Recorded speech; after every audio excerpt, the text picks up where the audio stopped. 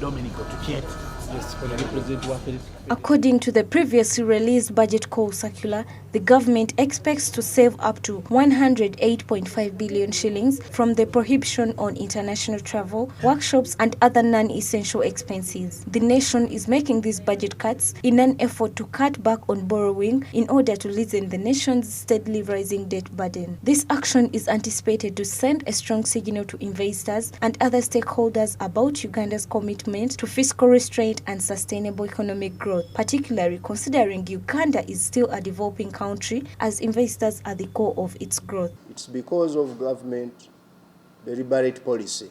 We took a deliberate policy to reduce domestic borrowing and also to ensure that we support the private sector to get money at relatively lower interest rates.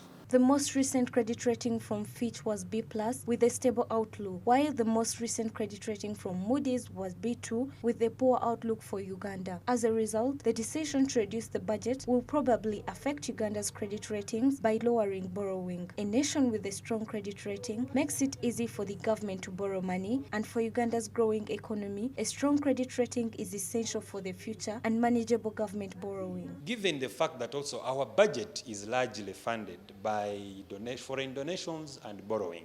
So I think cutting government expenditure, especially on those luxurious travels and movements, for me it's a good move, it's a good decision towards the positive direction. On top of widening the tax base, we also need to see that we create new areas of interest as we close avenues of expenditure. If we did not do that, our economy is always dependent on borrowing, and which borrowing cannot easily reduce. Some 7-8 years, we had even reached a domestic collection of 75%. Our budget was sustainable by over 75%. Reduced government spending will free up more money for infrastructure developments and other crucial areas of the economy.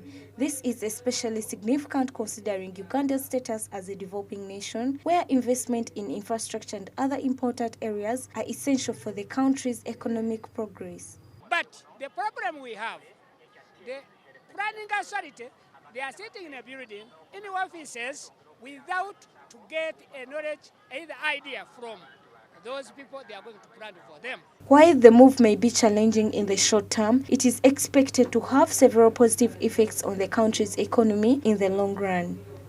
Bronya Katsime, SMART24 TV, Business Today.